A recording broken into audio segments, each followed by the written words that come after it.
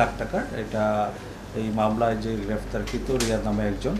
আমরা অন্যান্য বিষয়গুলো তদন্ত করছি, এটা অব্যাহত আছে। এই ঘটনায় যে আরো একবার চাঁদা পেয়েছে, তখন তারা কেন স্কিম করেনি? তাদের কি করে?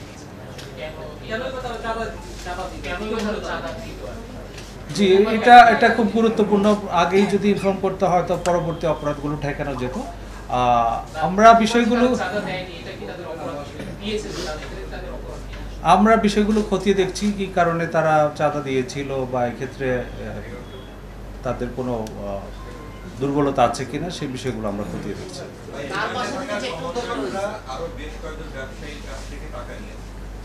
প্রাথমিক জিজ্ঞাসাবাদে জানা গেছে কিনা যে কতজনের কাছ থেকে তারা টাকা নিয়েছে এবং তাদের অ্যাকাউন্টে অস্বাভাবিক লেনদেনের তথ্য পাওয়া গেছে।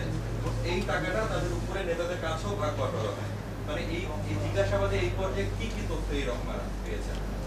আসলে এখানে যারা জড়িত ছিল, আমি এটা মনে করি কোনো দলীয় পরিচয় কারো কাছে মুখ্য বিষয়টা।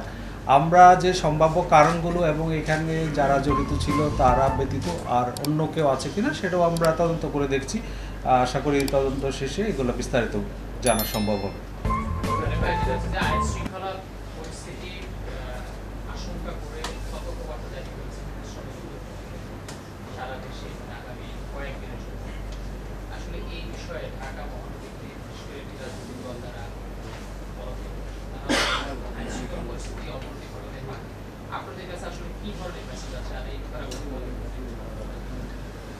আমরা যে কোনো সময় সতর্ক রয়েছি, যে কোনো অরাজক পরিস্থিতি মোকাবেলা করার জন্য ডিএমপি তার পূর্ণাঙ্গ সক্ষমতা নিয়ে কাজ করছি। এই ক্ষেত্রে যদি কেউ আইনশৃঙ্খলা অবনতি করার চেষ্টা করে সেটা আমরা অবশ্যই আইনানুগভাবে মোকাবেলা করব।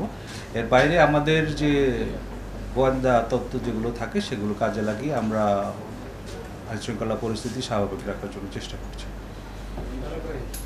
সন্ধ্যার পরে বিশেষ করে রাজধানী যে থানাগুলো আছে এই থানাগুলোতে সমন্বয়ের পরিচয় দেন দরবার এবং চাঁদাবাজি নানা ধরনের যেসব টিপ করা হয় থানাবাসীদেরকে ঠিকমতো কাজ করতে পারছেন না। থানায় হয়ে গেছে এখন আড্ডাখানা, বিশেষ করে এনসিপি বলেন, বিএনপি বলেন, জামাত বলেন, সন্ধ্যার পরে তাদের থানা হচ্ছে আড্ডাখানা চলছে। এই ধরনের প্রচুর অভিযোগ আছে। এই বিষয়ে আপনাদের আসলে থানায় তো আড্ডার বিষয় না বা কোনো সালিশ করার বিষয় না। আমরা কয়েকটি ভিডিও দেখছি এবং কয়েকটি ঘটনা দেখছি, থানায় সালিশ করতেছে এনসিপি, থানায় সালিশ করতেছে হলো জামাত। এই বিষয়গুলো কেন আইন শৃঙ্খলা বাহিনী নিয়ন্ত্রণ করতে পারছে না বা আগের মতো কেন দুর্বলতা কোথায়? থানায় আসলে এরকম সালিশ করার কোনো অবকাশ নাই। যদি কোনো মামলার বাদী অথবা বিবাদী তারা নিজেদের মধ্যে আপোষ মীমাংসা করে সেক্ষেত্রে তারা নিজেদের মতো করে করতে পারে। তবে এই ক্ষেত্রে আপনি যে এটা বললেন দেন দরবার বা তদবির, এইগুলা থানায় বসে কোনো নাম দিয়ে করার কোনো অবকাশ নেই। এই ক্ষেত্রে কোনো সুস্পষ্ট অভিযোগ পেলে আমরা অবশ্যই প্রয়োজনীয় ব্যবস্থা গ্রহণ করব। পুলিশ আগের মতো একসঙ্গে কেন যেতে পারছে? আমরা দেখছি যে গত বছরের তুলনা বা আগের বছরে আমরা দেখছি যে একেবারে মোহাম্মদপুর ছিনতাইকারীদের অ্যারেস্ট হচ্ছে, পুলিশ কাজ করছে, তারপর দমানো যাচ্ছে। পুরো রাজধানীটাই আপনার চাঁদাবাজি আর ছিনতাই প্রতিদিনই ঘটনা ঘটছে। তাহলে পুলিশ কেন একসঙ্গে যেতে পারছে না? আমার আপনার প্রশ্নের একটা পার্ট আমি বলি।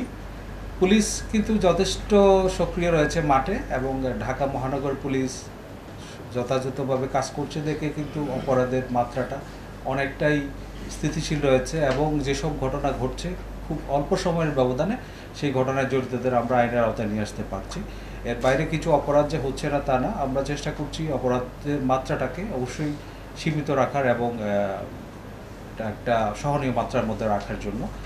আর পুলিশের উপর যে দায়িত্বগুলো রয়েছে আমরা সব সঠিকভাবে পালন করছি। এছাড়া আমাদের সদস্যদের নিয়মিত প্রশিক্ষণ প্রদানের মাধ্যমে সামনে যে জাতীয় নির্বাচন সেটার জন্য প্রস্তুতি আমরা নিচ্ছি। সার্বিকভাবে বলতে পারি আমরা আমাদের উপর যে অর্পিত দায়িত্ব সেটা পালন করছি এবং আমাদের সদস্যরা যথেষ্ট দৃঢ় মনোবল নিয়ে তাদের উপর অর্পিত দায়িত্ব পালন করে যাচ্ছে।